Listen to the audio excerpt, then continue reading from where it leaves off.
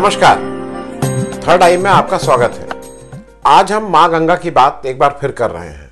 हम लोगों के एपिसोड 86 जो अक्टूबर में जिसका प्रसारण हुआ था, उसमें हम लोगों ने उस समय जब डॉक्टर जी डी अग्रवाल और जिनको वैसे ज्ञान स्वरूप सानंद जी कहा जाता है, जिनका ताल्लुक मातृ सदन आश्रम से था हरिद्वार के, उनका जब जिसको अब इन लोग बलिदान बोल रहे हैं, उन्होंने जब एक आमरण अनशन किया था और उसके बाद उनकी मृत्यु हो गई थी, उस पर हमने एक लंबा एपिसोड किया था। उस पर हमने मुख्य रूप से कारण भी बताए थे कि गंगा की इम्पोर्टेंस, गंगा को साफ रखने के लिए, और जिसमें ये सारे स्वामी लोग जुटे हुए हैं। इसको फिर से समझने से पहले एक दो चीज़ें समझ लीजिए।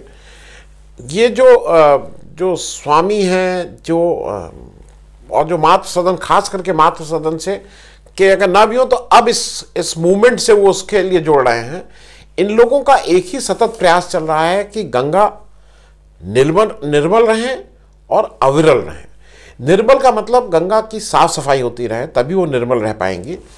क्योंकि और अविरल ये रहें कि उसमें उसको बहने दें। मुख्य झगड़े, मतलब जो झगड़ा नहीं बोलूँगा, जो मुख्य दिक्कत है, जहाँ पे एक तरफ व्यवसायीकरण है, उद्योग है, जहाँ पे गंगा माँ के मतलब गंगा जल को आज ऐसा अभी भी जिसके यहाँ भी मृत्यु अगर हिंदू के यहाँ होती है, तो मैं कहूँगा कि सभी जगह अंतिम समय में मुंह में गंगा जल डाल के हम लोग ऐसा मानते हैं कि आदमी की मुक्ति हो जाती है। जिस गंगा माँ को हमने देवताओं का स्थान दे रखा है, उनका कहीं ना कहीं व्यवसायीकरण भी हो गया है।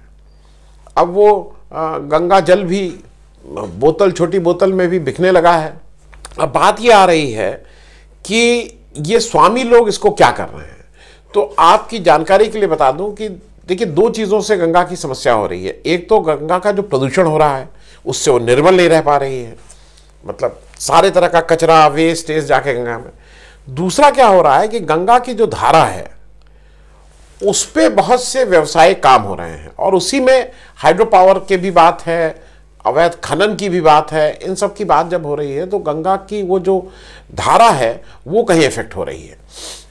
इसमें सबसे पहले इस आवाज़ को बहुत लोग उठाते रहे हैं, और आप के रेफरेंस के लिए अगर आप एपिसोड 86 एक बार देख लेंगे तो बहुत सी चीज़ें समझ में ज़्यादा आ जाएंगी।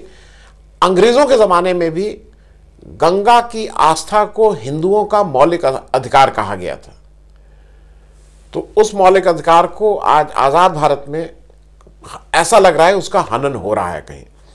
सबसे पहले स्वामी निगमानंद सरस्वती जी जो थे, उन्होंने गंगा के इस बात को, उनको अविरल बहने देने के लिए, उसका औद्योगिकीकरण ना हो, गंगा की को जैसे है वैसे रहने देने के लिए उन्होंने एक बड़ा आंदोलन चलाया था। और अंत में मतलब उन्होंने अनशन किया और उनकी मृत्यु हो गई। हालांकि उनकी मृत्यु जो हुई, ऐसा कहा गया कि वो साधारण हालत में नहीं हुई। उस समय रमेश पोखरियाल साहब जो चीफ मिनिस्टर थे उत्तराखंड के, भाजपा की सरकार थी, उनके ऊपर भी कुछ इस तरह की आंच आई थी कि कुछ जो अवैध खनन की माफिया हैं, उन लोगों का कहीं ना कहीं इसमें इंटरेस्ट क्लैश हुआ था, और उनको जो इंजेक्शन दिए गए थे उसमें कुछ इस तरह की चीज़ थी जिससे उनकी मृत्यु हुई है। वो FIR दर्ज है, वो मुकदमा अभी भी चल रहा है। उसके बाद गोकुलानंद जी जो उनके साथी थे, वो गोकुलानंद की हत्या हो गई थी। वो अभी तक एक अबूझी पहेली अभी भी बनी हुई है। फिर इस बात को बाबा नागनाथ हैं, जिन्होंने ये सारी बातें करके काशी में गंगा के स्वच्छता और गंगा की निर्मलता और अविरल होने पे अनशन किया था, और उनका भी बलिदान 10 जुलाई 2014 को हो गया था।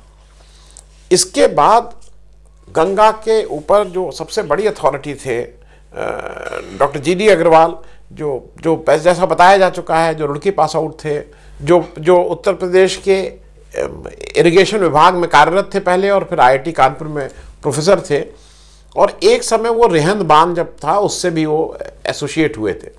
और वहीं पे उनको ये समझ में आया था कि जो हाइड्रो पावर प्लांट बन रहे हैं, खास करके अप स्ट्रीम में, जहाँ ऊपर जहाँ हिमालय से निकलती है जो भी नदी, वो कितना नुकसान कर रहे हैं।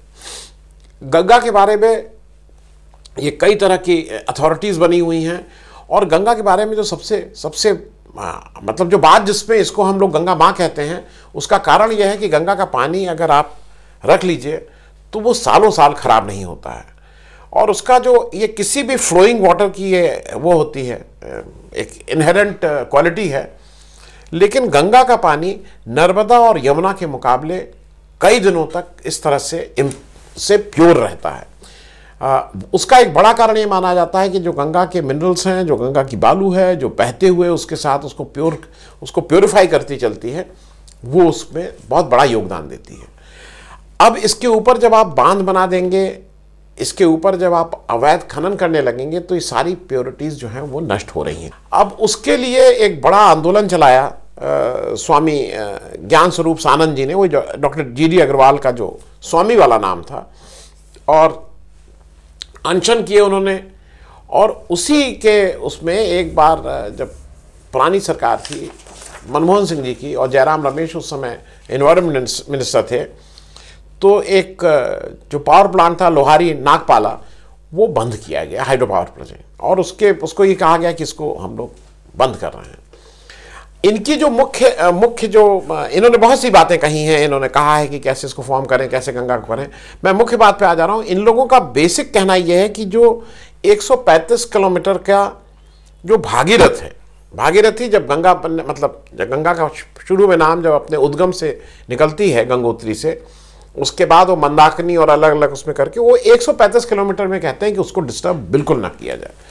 क्योंकि आप जब उस गंगा को डिस्टर्ब कर रहे हैं तो आप उस गंगा की एक लंबी यात्रा, और ये जानकारी के लिए बता दूं कि गंगा के 11 राज्यों से तो निकलती ही है, उस पर करीब करीब 50 करोड़ से ज़्यादा लोग गंगा के ऊपर आश्रित हैं। इस पे हमारे पूरे हिंदुस्तान की 40-41% आबादी कहीं ना कहीं इस पे निर्भर कर रही है। तो आप एक बहुत बड़े जनमानस को, अगर आप गंगा को ठीक कर दे रहे हैं, तो आप गंगा के एक बहुत बड़े जनमानस को के ऊपर काम हो रहा है। उसमें नमामि गंगे और इस तरह के बहुत से प्रोजेक्ट आए, लेकिन हुआ कुछ नहीं है, ये आपको भी पता है। जब नई सरकार NDA की आई थी, उससे पहले राजनाथ सिंह जी का एक पत्र है जिसमें उन्होंने कहा था हमारी सरकार आएगी तो क्या क्या करेगी, लेकिन ये आप भी जानना है कि ग्राउंड पे कुछ नहीं हुआ है। कुंभ पे एक बहुत बड़ा आयोजन हुआ, कुछ 4-5.5 हज़ार करोड़ रुपए खर्च करके, लेकिन गंगा की स्वच्छता के ऊपर कोई भी ठोस काम नहीं हुआ है। इसी से ये लोग आंदोलित हैं। जैसे स्वामी ज्ञान स्वरूप सानंद जी की जब मृत्यु हो गई, तो मातृ सदन के जो स्वामी लोग थे, उन्होंने ये बीड़ा अपने कंधे पे ले लिया है। उनके रहते ज्ञान स्वरूप सानंद जी की मृत्यु से पहले ही संत गोपाल दास ने उन्हीं से प्रभावित होकर पहले उत्तराखंड में कहीं और कर रहे थे, और जब उनका जब बलिदान शहीद हो गए वो, तो उसके बाद वो मातृ सदन आश्रम में आके रहने लगे थे, और वहीं पर उनका अनशन जारी था। उनको फिर उनको शासन ने उनको फिर एम्स ऋषिकेश में पहले ले गए, उनको जबरदस्ती फोर्स फीडिंग कराने की कोशिश की। फिर वो एम्स दिल्ली लाए गए, और 2018 दिसंबर में, और फिर वो एम्स दिल्ली से एक विचित्र रहस्यमय स्थिति में गायब हो गए हैं। उनको 4 दिसंबर को 3 दिसंबर को वो एम्स ऋषिकेश से दिल्ली रेफर किए जाते हैं। 4 दिसंबर को शाम को वो एम्स दिल्ली से गायब हो जाते हैं। अब उनको कहा यह जाता है कि वो आके देहरादून के अस्पताल में उनको भर्ती किया गया है, लेकिन उनका वहाँ कुछ पता नहीं चलता है। उनके पिताजी शमशेर सिंह जी 4 दिसंबर को वहाँ बैठे रहते हैं। सोमनाथ भारती जो पुराने MLA थे, ये भी उनके साथ बैठे रहते हैं। इन लोगों को कोई वेयर अबाउट नहीं बताया जाता है। वहाँ के डायरेक्टर जो रमेश गुलेरिया हैं एम्स दिल्ली के, वो भी कहते हैं मुझे इस बारे में नहीं मालूम है, और आज तक संत गोपाल दास का पता नहीं चला है कि वो कहाँ है। अच्छा, इस बीच में एक चीज़ और बता दूं, ये मातृ सदन वालों ने कहा है कि गंगा हमारी माँ है, और गंगा के लिए जब इतने हमारे स्वामी लोग बलिदान दे चुके हैं, इतने संत लोग बलिदान दे चुके हैं, तो ये सिलसिला ख़त्म नहीं होगा। जब तक ये गंगा के ऊपर इन लोग कोई ठोस कार्रवाई नहीं करेंगे, तब तक ये सिलसिला ख़त्म नहीं होगा।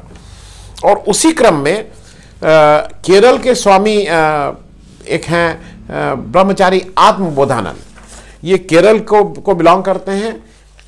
ये भी करीब पिछले 4 महीने से ये अनशन पे ऑलरेडी बैठ गए हैं। और उस क्रम में, जिससे वो क्रम न टूटे। और इसके बाद स्वामी पुण्यानंद हैं जो केवल अनाज छोड़ दिए हैं और वो फल पे रहना शुरू कर दिए हैं, ये मानते हुए कि आत्मबोधानंद जी का किसी भी समय अंत आ सकता है, क्योंकि वो इन लोग क्या करते हैं, पहले वो करते हैं, पहले लोग पानी छोड़ देते हैं और इनका भी अंत निकट आ रहा है। तो अब नेक्स्ट इन लाइन पुण्यानंद जी हैं। लेकिन आपको जरा ये नहीं लगता है कि हमको और आपको भी इसके बारे में कुछ सोचना चाहिए?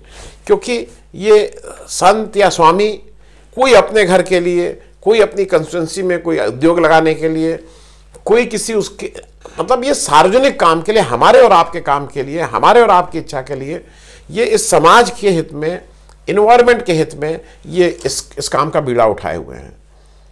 ये लोग पॉलिटिशियन नहीं हैं, इन लोगों का ये गेम समझ में नहीं आता है। ये स्वामी लोग हैं, सीधे साधे लोग हैं, इनको लगता है कि जो हम अच्छा करेंगे तो कोई ना कोई सुनेगा ही। लेकिन शायद हरिद्वार से उठी हुई आवाज़ दिल्ली या जहाँ पे भी लोग इसको सुन सकें वहाँ तक पहुँच नहीं रही है।